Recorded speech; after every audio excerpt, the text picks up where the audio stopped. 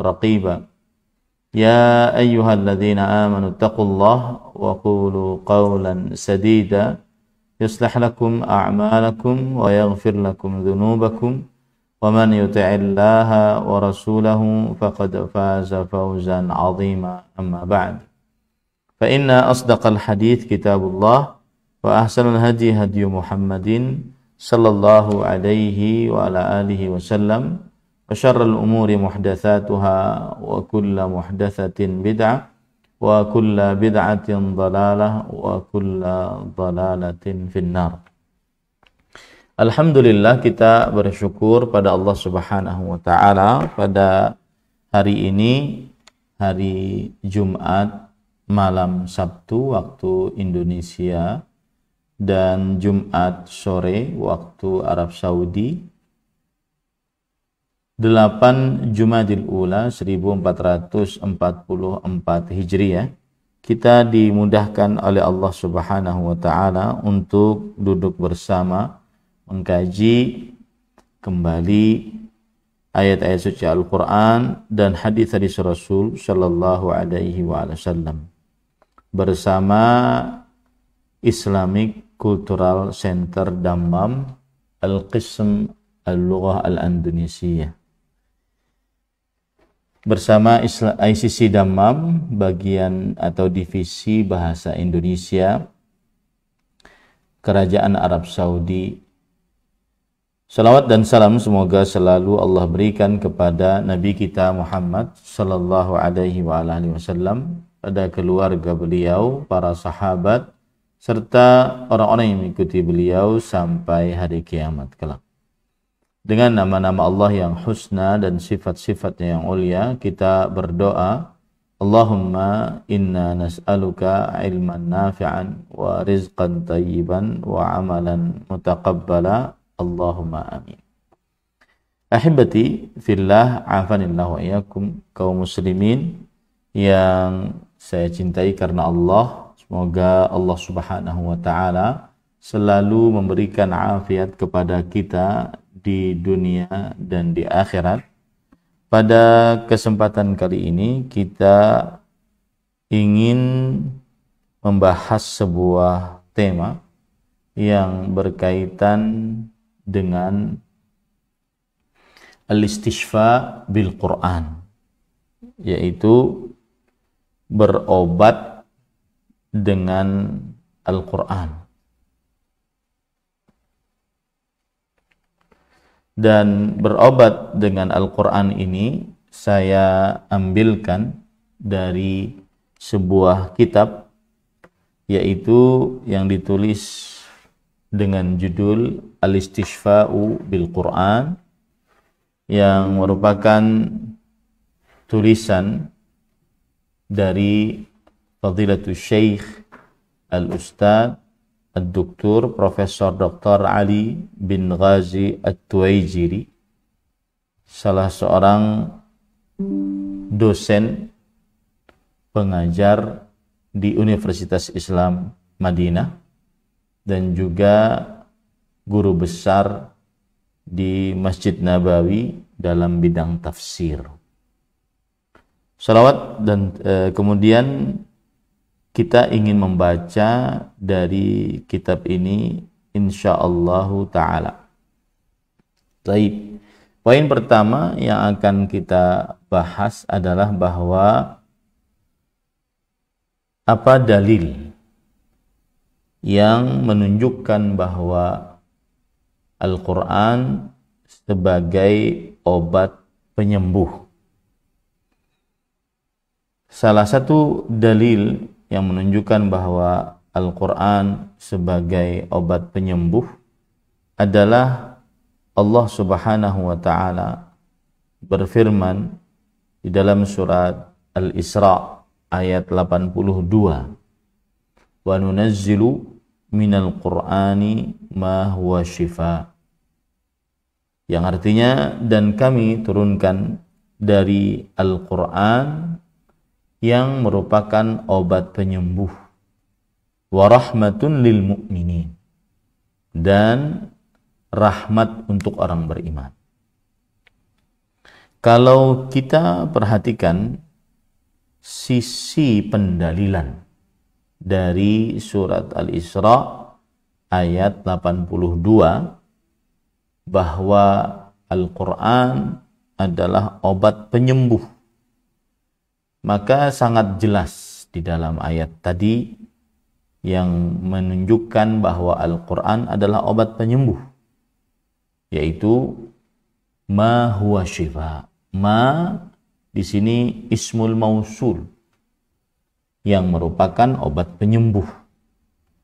Dan ahibati fillah, afanillah wa iyyakum, kalau kita lihat penjelasan dari para ulama, di antaranya Imam Ibnu Qayyim Al-Jauziyah rahimahullah di dalam kitab beliau Zadul Ma'ad, beliau mengatakan tentang bahwa Al-Quran adalah obat penyembuh. Fal-Quran huwa syifa'ut tam min jami'il adwa'il qalbiyah wal badaniyah wa adwa'id dunya wal akhirah. Maka Al-Quran adalah obat yang penyembuh yang sempurna dari seluruh penyakit qalbi, yaitu penyakit yang ada dalam kalbu manusia, dan penyakit jasmani, penyakit-penyakit dunia dan akhirat. Wa ma kullu ahadin yu'ahhalu wa la yuwaffaqu lil istishfa'i bihi. Dan tidak setiap orang diberikan kesanggupan, kemudian petunjuk untuk berobat dengannya. Wa idza ahsana al-'alil at-tadawiya bihi bisidqin wa imanin wa qabulin tamin wa i'tiqadin jazimin wa istifa'i syurutihi lam yuqawimuhu ad-da'u abadan. Dan apabila seorang yang sedang sakit, dia berobat dengannya dengan penuh keyakinan, keimanan, dan penerimaan yang sempurna, dan keyakinan di dalam hati yang sangat kokoh, dengan mengumpulkan syarat-syaratnya, maka tidak ada penyakit apapun yang bisa melawan dari obat penyembuh Al-Quran tersebut. Nah, ini sisi pendalilannya. Kemudian juga para ikhwah yang dirahmati oleh Allah Subhanahu wa taala, kalau kita perhatikan lagi ayat yang lain, yaitu surat Yunus ayat 57, yang menunjukkan bahwa Al-Quran adalah obat penyembuh. Allah Subhanahu wa taala berfirman, "Ya ayyuhan nas qad ja'atkum mau'izatun min rabbikum wa shifaa'un lima fis sudur wa hudan wa rahmatun lil mu'minin." Wahai manusia, telah datang kepada kalian nasihat dari Rabb kalian dan juga obat penyembuh atas apa yang ada di dalam hati, di dalam dada-dada, serta petunjuk dan rahmat bagi orang-orang yang beriman. Ayat ini memberikan pelajaran kepada kita bahwasanya Al-Quran adalah obat penyembuh. Bahkan obat penyembuh untuk penyakit-penyakit yang ada di dalam sanubari manusia. Dari mulai penyakit riya, ujub, kemudian penyakit tidak puas dengan pemberian Allah, kemudian penyakit seseorang senantiasa takabur atas kelebihan yang diberikan oleh Allah, dan lain-lainnya. Makanya disebutkan oleh Imam al-mufassirin Ibnu Jarir At-Tabari rahimahullah bahwa yang dimaksud dengan syifa'un lima fis sudur, obat penyembuh terhadap apa saja yang ada di dalam dada dari penyakit-penyakit. Beliau berkata, wa dawa'un lima fis suduri minal jahli yashfi bihillahu jahdal juhal. Dan Al-Quran adalah obat penyembuh terhadap apa yang ada dalam dada-dada berupa kebodohan. Allah menyembuhkan dengan Al-Quran kebodohan orang-orang yang bodoh. Wa yubri'u bihi da'ahum. Dan Allah menyembuhkan dengan Al-Quran tersebut penyakit-penyakit mereka. Wa yahdi bihi min khalqihi man arada hidayatahu bihi. Dan Allah Subhanahu wa ta'ala memberi petunjuk kepada siapa saja dari makhluknya, siapa yang diinginkan oleh Allah, pemberian petunjuk kepadanya dengan Al-Quran tersebut.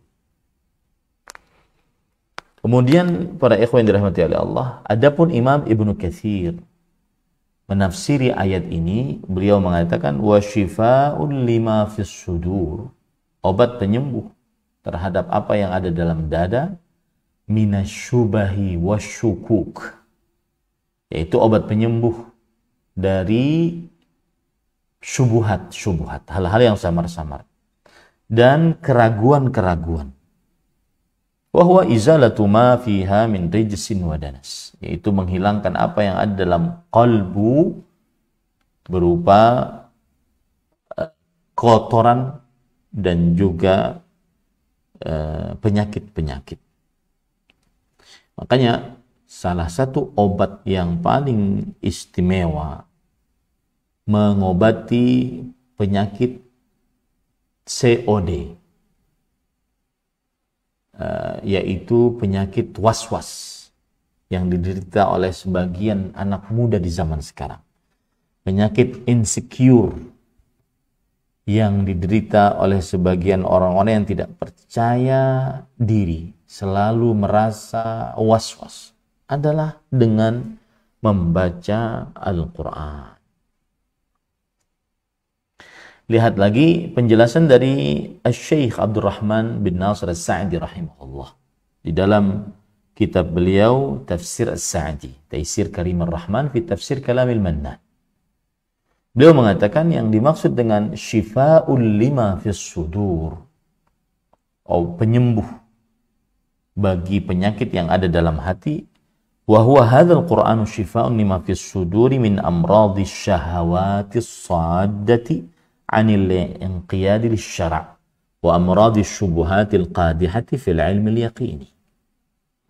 Fa inna fihi minal mawa'idhi wat targhibi wat tarhibi wal wa'di wal wa'idi mimma yujibu lil 'abdi ar-raghbata war rahbah. Bahwa Al-Qur'an ini adalah obat penyembuh terhadap penyakit-penyakit yang ada di dalam hati dari penyakit-penyakit syahwat yang menahan dari untuk tunduk kepada syariat, dan penyakit-penyakit syubhat yang mengotori ilmu yang yakin. Kenapa? Karena dalam Al-Quran terdapat nasihat, terdapat motivasi untuk beramal soleh, terdapat peringatan keras untuk mengerjakan maksiat, ancaman siksa, kemudian janji dengan nikmat di surga, dan seterusnya. Nah, ini dalil yang kedua bahwa Al-Quran adalah obat penyembuh. Adapun ada faidah tadi dalam surat Al-Isra ayat 82, wa nunazzilu minal Qur'an, dan kami turunkan dari Al-Quran ma huwa syifa, yang merupakan obat penyembuh. Maka para ikhwan yang dirahmati oleh Allah Subhanahu wa taala, terjadi perbedaan pendapat di antara para ulama dalam masalah kata-kata minal Qur'an. Ada yang mengatakan bahwa minal Qur'an, bahwasanya seluruh dari Al-Qur'an adalah obat penyembuh. Apapun ayatnya. Meskipun orang cuma baca Yasin, Yasin, Yasin, Yasin, atau Qaf, Qaf, Qaf, Nun, Nun, seluruh dari ayat Al-Quran adalah obat penyembuh. Dan ini pendapat yang dikuatkan oleh Imam Ibnu Qayyim Al-Jauziyah rahimahullahu ta'ala di dalam kitab Zadul Ma'ad. Kemudian juga dikuatkan oleh Imam Muhammad Asy-Syanqiti rahimahullah dalam kitab beliau Adwa'ul Bayan. Bahwa yang dimaksud dengan obat penyembuh adalah seluruh dari Al-Quran. Kenapa? Karena Allah berfirman tadi dalam surat Yunus ayat 57, ya ayyuhan nas qad ja'akum mau'izatun min rabbikum wasyifaa.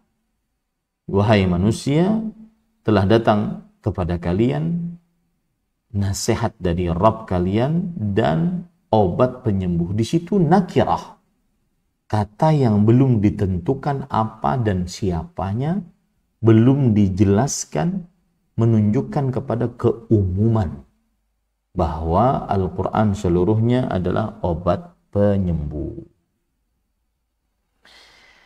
Taib. Kemudian ahibati fillah, afanillahu wa iyyakum, termasuk daripada ayat dalil yang menunjukkan bahwa Al-Quran adalah obat penyembuh, surat Fussilat ayat 44.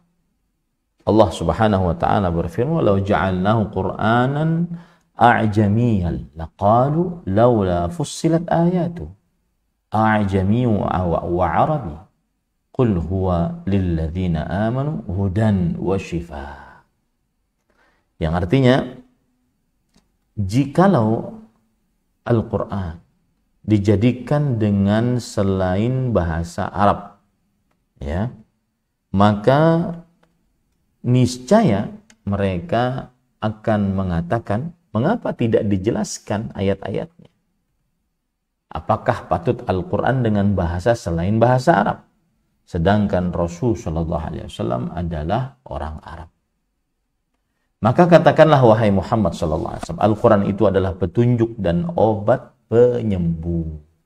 Surat Fussilat ayat 44. Ini ayat ini yang ketiga menunjukkan bagaimana Al-Quran adalah obat penyembuh. Dan Imam Ibnu Katsir rahimahullah ketika menafsiri ayat ini di dalam kitab tafsir Quran Azim, beliau mengatakan, "Qul ya Muhammad, hadzal Quran liman amana bihi hudan liqalbihi wa shifaan lima fis sudur minasyukuki war-raib." Katakanlah wahai Muhammad sallallahu alaihi wasallam, Al-Quran ini bagi siapa yang mengimaninya. Dia adalah petunjuk untuk kalbunya, ya, untuk sanubarinya, dan obat penyembuh terhadap penyakit-penyakit yang ada di dalam dadanya, berupa keraguan-raguan, kemudian sangka waksa, dan seterusnya. Kemudian pada ikhwan yang dirahmati oleh Allah Subhanahu wa ta'ala, dari ayat ini sebagian ulama berikhtilaf. Apakah obat penyembuh Al-Quran ini khusus untuk qalbu saja, penyakit-penyakit qalbu, atau juga umum untuk penyakit-penyakit tubuh manusia? Maka terjadi ikhtilaf di antara para ulama rahimahumullah ta'ala. Pendapat yang dikuatkan, kalau saya katakan dikuatkan, itu berarti dikuatkan oleh para ulama dan kita mengikutinya. Itu pendapat jumhur, mayoritas para ulama, sebagaimana yang dijelaskan oleh Imam Ibnu Qayyim rahimahullah dalam kitab beliau Zadul Ma'ad, oleh Imam Asy-Syanqiti dalam kitab beliau Adwa'ul Bayan, dan juga oleh para ulama yang lainnya, di antaranya Imam Al-Qurtubi dalam kitab Al-Jami' li Ahkamil Quran, bahwa ذهب الجمهور إلى أن القرآن يتضمن شفاء الأبدان. Yang artinya para ulama kebanyakan berpendapat bahwa Al-Quran mengandung obat penyembuh untuk penyakit-penyakit jasmani, tubuh manusia. Kama yatadhammanu shifaa'ul qulub. Sebagaimana dia juga mengandung obat penyembuh untuk penyakit-penyakit yang ada di dalam qalbu. Wa huwa rajih. Inilah yang pendapat yang dikuatkan. Kenapa? Li'anna al-asla fi dalalatil alfaz la an tuhmala 'ala al-umum. Karena asal hukum di dalam penunjukan lafaz-lafaz ini dibawakan kepada yang umum. Tidak boleh dibawakan kepada yang khusus kecuali dengan dalil. Jadi Al-Quran itu obat penyembuh, baik itu untuk penyakit yang ada di dalam qalbu, ragu-ragu, kemudian riya, ujub, takabur, kemudian juga tidak bersyukur, tidak qanaah. Ini penyakit-penyakit hati. Atau juga penyakit anggota tubuh. Sakit mata, sakit telinga, sakit kepala, sakit tubuh, sakit perut, dan seterusnya. Bismillah.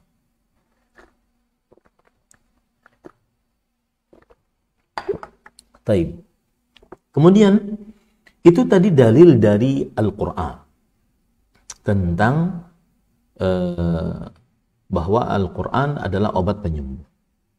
Adapun dalil dari hadis Rasul Shallallahu Alaihi Wasallam, itu hadis riwayat Bukhari dan Muslim dari Abu Sa'id Al-Khudri radhiyallahu anhu, ketika mereka dalam keadaan bersafar lalu mereka singgah di sebuah perkampungan Arab. Lalu mereka minta agar diperbolehkan untuk bisa singgah di kampung tersebut. Akan tetapi orang kampung tersebut enggan untuk memberikan singgah, sampai pada akhirnya pemimpin di kampung tersebut disengat kalajengking. Akhirnya mereka berusaha untuk mencari obat bagi pemimpin orang kampung tersebut. Ternyata la jadwa, tidak ada sama sekali petunjuk bahwa pemimpin tersebut semakin membaik. Akhirnya mereka mendatangi para sahabat Nabi radhiyallahu anhum, yang waktu itu ada Abu Sa'id Al-Khudri radhiyallahu anhu. Kemudian Abu Sa'id Al-Khudri akhirnya meruqyah dengan membacakan Al-Fatihah. Faka'annama nasyita min iqad. Akhirnya sehat kembali seperti terlepas dari ikatan. Lalu setelah itu Rasul sallallahu alaihi wasallam ditanya tentang hal tersebut. Kemudian beliau menjawab, "Wa ma yudrika annaha ruqyah." Apakah engkau tidak tahu bahwa pembacaan surah Al-Fatihah itu adalah ruqyah, bacaan-bacaan untuk mengobati. Bacaan-bacaan untuk mengobati. Ini menunjukkan bahwasanya pembacaan Al-Quran adalah obat penyembuh. Pembacaan Al-Quran adalah obat penyembuh. Kemudian juga hadis yang lain yang disebutkan oleh para ulama, yaitu dalam hadis yang diriwayatkan oleh Imam Ibnu Hibban dari Aisyah radhiyallahu anha, bahwa anna Rasulullah SAW dakhala 'alaiha wa imra'atun tu'alijuha aw tarqiyah. Suatu saat Rasulullah SAW menggilir Aisyah, dan di dalam rumah Aisyah terdapat seorang perempuan yang sedang mengobati Aisyah. Kemudian Rasulullah SAW bersabda, wa'alijiha bikitabillah. Hendaknya engkau obati penyakit istriku dengan Al-Quranul Karim. Nah, ini menunjukkan bagaimana berobat dengan Al-Quran adalah sebagai yang disyariatkan dalam syariat Islam. Kemudian juga hadis yang ketiga, dan kita cukupkan dengan 3 hadis riwayat Bukhari dan Muslim dari Aisyah radhiyallahu anha, kana Rasul sallallahu alaihi wasallam idza marida ahad min ahli nafatha alaihi bil mu'awwidzat falamma marida maradahu alladhi mata fihi ja'altu anfuthu alaihi wa amsahuhu bi yadi nafsihi li'annaha kanat a'zama barakatan min yadi. Adalah Rasul sallallahu alaihi wasallam jika salah satu istrinya sakit, maka beliau melakukan Nanti kita akan jelaskan apa itu nafth dengan membaca muawwidzat, yaitu surat-surat yang ada dalamnya minta perlindungan seperti qul a'udzu birabbil falaq, qul a'udzu birabbin nas. Maka ketika beliau sakit, yang mana di sakit tersebut beliau meninggal, aku, kata Aisyah, melakukan nafth pada Rasulullah SAW dan mengusapkan tangan Rasulullah SAW sendiri ke tubuh beliau. Ini menunjukkan bahwa diperbolehkan dan disyariatkan menjadikan Al-Quran sebagai obat penyembuh. Taib. Sekarang, ahibati fillah, afanillahu iyyakum, bagaimana cara berobat dengan Al-Quran? Ini poin yang kedua. Ya, jadi poin yang pertama tadi adalah dalil-dalil tentang pensyariatan berobat dengan Al-Quran, baik dari Al-Quran ataupun hadis-hadis Rasulullah SAW yang sahih. Sekarang tata cara mengobati dengan Al-Quran. Tata cara mengobati dengan Al-Quran. Yang pertama, yaitu sifat yang pertama adalah membaca Al-Quran kepada orang yang sedang sakit. Membacakan Al-Quran kepada orang yang sedang sakit. Hal ini berdasarkan hadis Rasul Sallallahu alaihi wa alihi wasallam, bahwa beliau diriwayatkan dalam hadis riwayat Bukhari dan Muslim dari Aisyah radhiyallahu anha, anna Rasulullah sallallahu alaihi wasallam kana idza ata maridan aw utiya bih qala adhhibil ba's rabban nas ishfi anta syafi la shifa illa shifa'uk shifaan la yughadiru saqama. Adalah Rasulullah SAW jika beliau mendatangi seorang yang sedang sakit atau didatangkan kepada beliau orang yang sedang sakit. Kemudian beliau membaca doa yaitu adhhibil ba's rabban nas ashfi anta syafi la shifa illa shifa'uk shifaan la yughadiru saqaman wa la alama. Nah, ini cara yang pertama. Jadi membacakan Al-Quran terhadap orang yang sakit. Dan juga ditambahi dengan doa-doa yang sahih dari Rasulullah sallallahu alaihi wa alihi wasallam. Baik. Kemudian yang kedua adalah membaca dan melakukan nafth. Apa itu nafth? Yaitu nun fa tha. Imam An-Nawawi rahimahullah di dalam kitab beliau Al-Minhaj Syarh Nawawi Sahih Muslim mengatakan an-nafthu nafkhun latifun bila riq.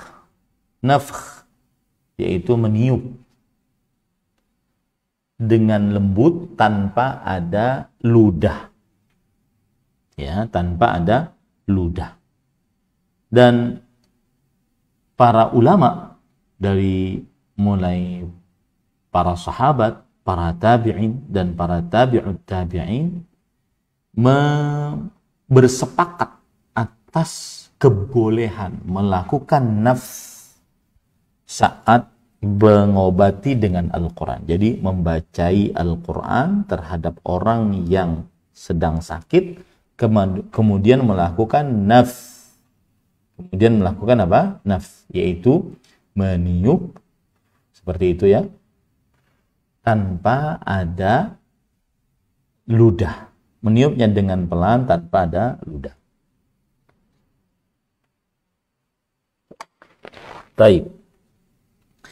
Adapun di sana ada istilah lain, yaitu yang disebut dengan at-tafl. At-tafl.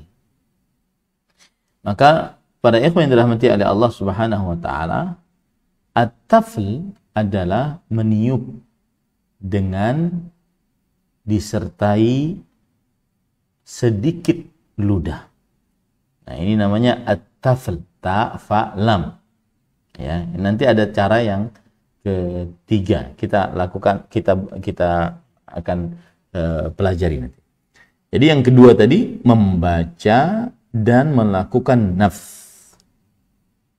Dalil yang menunjukkan akan hal ini adalah hadis riwayat Imam Bukhari dan Muslim dari Aisyah radhiyallahu anha bahwa anna Rasulullah sallallahu alaihi wasallam kana idza ishtaka yaqra ala nafsi bil mu'awwidzat wa yanfuth. Adalah Rasul sallallahu alaihi wasallam jika beliau merasa sakit maka beliau membacai atas diri beliau sendiri dengan surat-surat minta perlindungan, kemudian melakukan nafth, kemudian melakukan apa? Nafth. Nah, ini kadang-kadang jarang dilakukan oleh sebagian orang di zaman sekarang. Ya, sebagian orang kadang-kadang hanya melakukannya langsung ngambil obat gitu. Dan saya di sini ingin mengingatkan bahwa para ikhwah yang dirahmati oleh Allah Subhanahu wa taala bahwa ada dua cara berobat, mengambil sebab. Pertama, sebab kauni qadari. Ada sebab syar'i dini. Kauni qadari adalah sebab yang diambil yang sudah terbukti dan teruji, seperti obat sakit kepala, seperti obat panas, obat batuk, obat yang sudah terbukti, vaksin termasuk dalam. Ini sebab kauni qadari. Allah menciptakan benda-benda di alam semesta ini, kemudian diolah oleh manusia, akhirnya menjadi sebab kauni qadari. Dan dia berporos kepada pembuktian dan sudah teruji coba. Adapun sebab syar'i, ini yang sering dilupakan oleh manusia. Padahal sebab syar'i lebih utama dibandingkan sebab kauni qadari. Sebab syar'i adalah sebab-sebab yang disebutkan dalam syariat Islam, baik dalam Al-Quran atau hadis Rasul sallallahu alaihi wa alihi wasallam, yang menunjukkan bagaimana obat syar'i itu ada. Sebab-sebab syar'i ada. Di antaranya adalah Al-Quran ini. Nah, makanya Rasulullah SAW kalau merasa sakit, beliau membaca atas diri beliau sendiri, terhadap diri beliau sendiri, surat-surat yang minta perlindungan. Qul a'udzu birabbil falaq, qul a'udzu birabbin nas. Dalam riwayat yang lain bisa membaca qul huwallahu ahad, qul a'udzu birabbil falaq, qul a'udzu birabbin nas, atau juga bisa membaca qul ya ayyuhal kafirun, qul huwallahu ahad, qul a'udzu birabbil falaq, qul a'udzu birabbin nas. Ya. Kemudian juga dalam hadis riwayat Muslim disebutkan kana Rasulullah sallallahu alaihi wasallam idza marida ahadun min ahli nafatha alaihi bil mu'awwidzat. Adalah Rasulullah SAW jika salah seorang dari istrinya sakit, maka beliau membaca surat-surat minta perlindungan dan melakukan nafth, yaitu meniup tanpa ludah pada yang sakit tersebut. Itu sifat yang kedua. Sifat yang ketiga dalam tata cara berobat dengan Al-Quran adalah yaitu membaca dan melakukan tafel. Membaca dan melakukan tafel. Tafel tadi adalah mengumpulkan air ludah, kemudian meniupkannya dan mengeluarkannya sedikit saat meniupkannya. Itu namanya tafel, ya. Nah, para ikhwan yang dirahmati oleh Allah Subhanahu wa taala, di antaranya adalah hadis yang kita baca tadi, yaitu hadis dari Abu Sa'id Al-Khudri radhiyallahu anhu, yang mana ada seorang pemimpin di sebuah perkampungan kena sengatan kalajengking. Kemudian akhirnya Abu Sa'id Al-Khudri membaca faja'ala yaqra'u bi ummil Qur'an wa yajma'u buzaqahu wa yadfulu fabara. Yang artinya, maka Abu Sa'id Al-Khudri membacakan Al-Fatihah dan mengumpulkan air ludahnya, dan meniupkannya dengan sedikit mengeluarkan air ludah. Dan akhirnya sembuh. Hadis riwayat Bukhari dan Muslim. Begitu juga para ikhwan yang dirahmati oleh Allah, dalam hadis yang lain riwayat Imam Ahmad, Imam An-Nasai, dari Muhammad bin Hatib. Beliau bercerita, waqa'atil qidru ala yadi fahtaraqat yadi. Nah, subhanallah, ini perhatikan baik-baik. Ada panci yang tumpah ke tanganku, maka akhirnya tanganku melepuh. Fantalaqa bi abi ila Rasulillah sallallahu alaihi wasallam kana yadkhulu fiha. Maka akhirnya Rasulullah sallallahu alaihi wasallam maka bapakku pergi, ya. Maka bapakku pergi membawa aku kepada Rasulullah sallallahu alaihi wasallam. Dan Nabi Muhammad sallallahu alaihi wasallam meniupkan sambil mengeluarkan ludah pada luka bakar tadi, dan beliau berdoa, adhibil ba's rabban nas ishfihi innaka antas syafi. Artinya, hilangkanlah sakit wahai Tuhannya manusia, sembuhkanlah, sesungguhnya engkau adalah maha penyembuh. Sembuhkanlah, sesungguhnya engkau adalah maha penyembuh. Ahibati fillah, afanillahu iyyakum, kaum muslimin yang saya cintai karena Allah, semoga Allah Subhanahu wa taala selalu memberikan afiat kepada kita di dunia dan di akhirat. Ini adalah cara yang ketiga. Cara yang keempat yaitu membaca kemudian memegang, mengusap gitu ya. Membaca dan mengusap.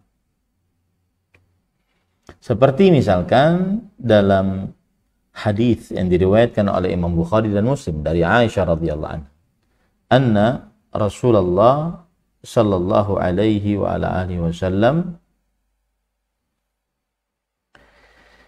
kana yu'awwidhu ba'dha ahlihi yamsahu bi yadihi al-yumna wa yaqul Allahumma rabban nas mudhibil ba's adhibil ba's ishfi anta syafi la shifaa illa shifaa'u shifaan la yughadiru saqama. Adalah Rasulullah sallallahu alaihi wasallam membacakan surat-surat yang minta perlindungan, surat-surat minta perlindungan,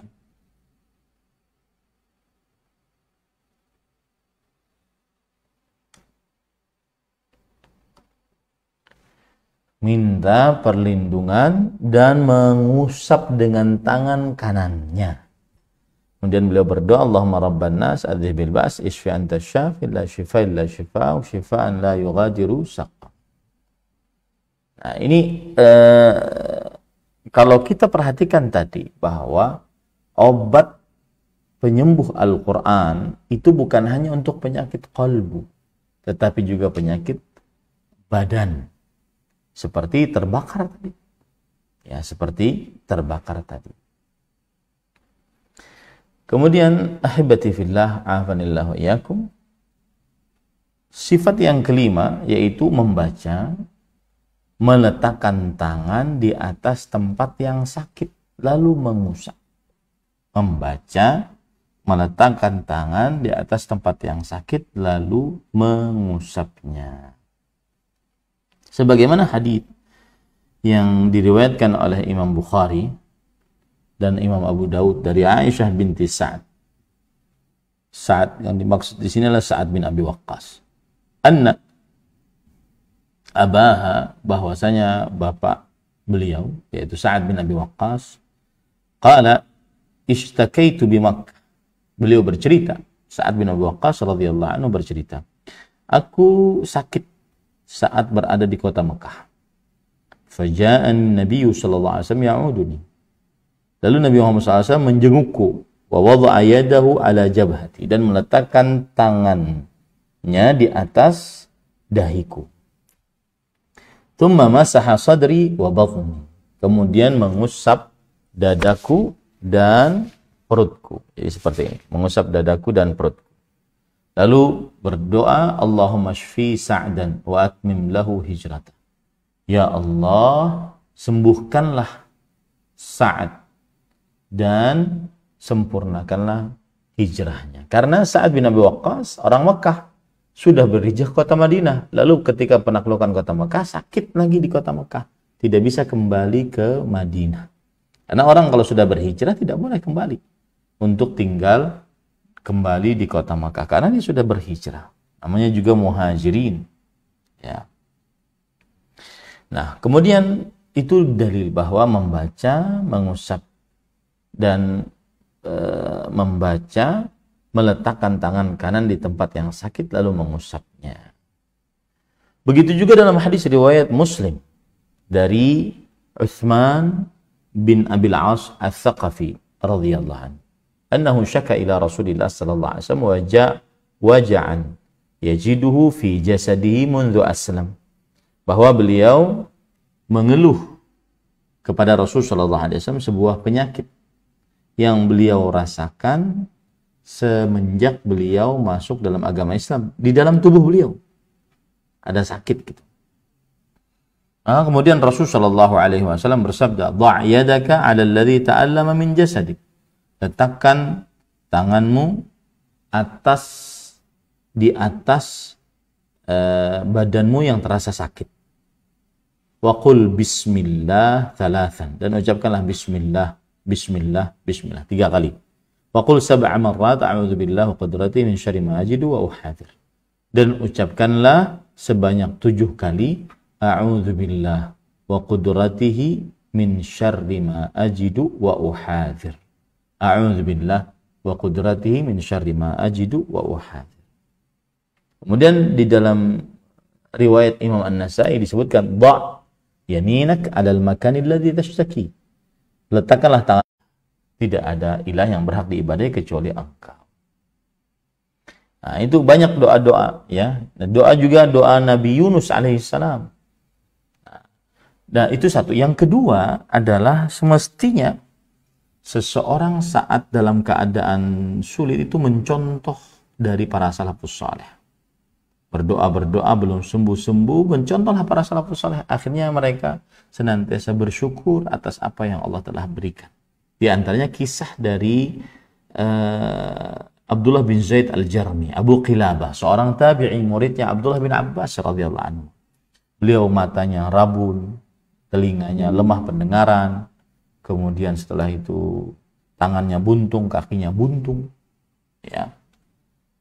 Maka beliau berdoa, Allahumma auzi'ni an ashkura ni'mataka allati an'amta alayya wa faddaltani ala katsirin mimman khalaqta tafdila. Ya Allah, berikan aku petunjuk agar senantiasa bisa bersyukur atas nikmat-nikmat yang telah Engkau berikan kepadaku dan atas kelebihan yang Engkau telah lebihkan aku daripada orang-orang selainku. Ini contoh ini yang patut diperhatikan. Wallahu a'lam. Nah.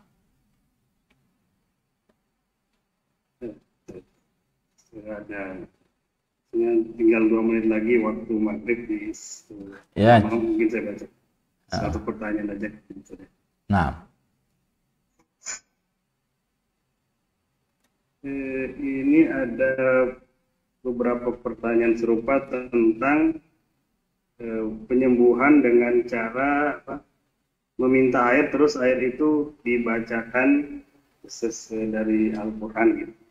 Apakah ini termasuk syar'i atau tidak? Kira-kira gitu. Saya simpulkan dari beberapa pertanyaan. Bismillah, walhamdulillah, wassalatu wassalamu ala rasulillah wa ala alihi wa ashabihi wa man wala, amma ba'd. Membaca pada air dengan Al-Quranul Karim ini adalah terjadi ikhtilaf di antara para ulama tentang kesahihannya. Seperti hadis dari Thabit bin Qais yang kita baca tadi, bahwasanya Nabi Muhammad SAW membaca pada air. Ya, maka Imam Al-Qayyim rahimahullah berkata, rakhasa jama'atu min salaf fi kitabati ba'dil Qur'an wa syurbihi. Dan sebagian ulama salaf meringankan, artinya memperbolehkan untuk menulis sebagian ayat Al-Quran dan meminumnya. Wa ja'ala dzalika minasy-syifa' alladzi ja'alallahu fihi, dan para ulama salaf menjadikan itu adalah obat penyembuh sebagaimana disebutkan dalam Al-Quran. Jadi intinya pada ikhwan yang dirahmati oleh Allah Subhanahu wa taala, wallahu alam, bahwa hal tersebut diperbolehkan membaca pada air, ya, tetapi yang dibaca syarat yang pertama adalah Al-Quran atau doa-doa dari hadis-hadis Rasulullah SAW yang sahih. Yang kedua adalah dia membaca dengan bahasa Arab, atau dengan sesuatu yang bisa dipahami maknanya. Yang ketiga adalah itu adalah hanya sebab, tidak memberikan pengaruh sama sekali, karena yang menyembuhkan dan tidak menyembuhkan hanya Allah Subhanahu wa taala. Jadi itu hanya sebab, tidak boleh bersandar kepada sebab, tetapi boleh mengerjakan sebab tersebut. Wallahu a'lam. Dikarenakan sekarang sudah waktu maghrib di Damam ini, jadi kita sudah sampai sekian dulu. Mohon maaf juga bagi jamaah, ini sebenarnya ada banyak pertanyaan tapi tidak bisa kita bacakan semuanya. Jazakallah khairan Ustaz. Barakallahu fiik. Kehadirannya, barakallahu fiik. Semoga lain waktu bisa kesempatan kembali untuk mengisi kajian online di Islamic Center Damam. Ya, salam saya untuk para jamaah di Islamic Cultural Center Damam, terkhusus kepada Al-Ustadz Al-Fadhil Muhammad Sulhan, hafizahullah ta'ala. Ustaz, mungkin demikian dulu sampai di sini. Jazakallahu khairan kepada Ustaz Ahmad Zainuddin dan timnya juga, dan kepada panitia online. Jazakumullah khairan. Insyaallah ketemu lagi di lain waktu. Assalamualaikum warahmatullahi wabarakatuh. Waalaikumsalam warahmatullahi wabarakatuh.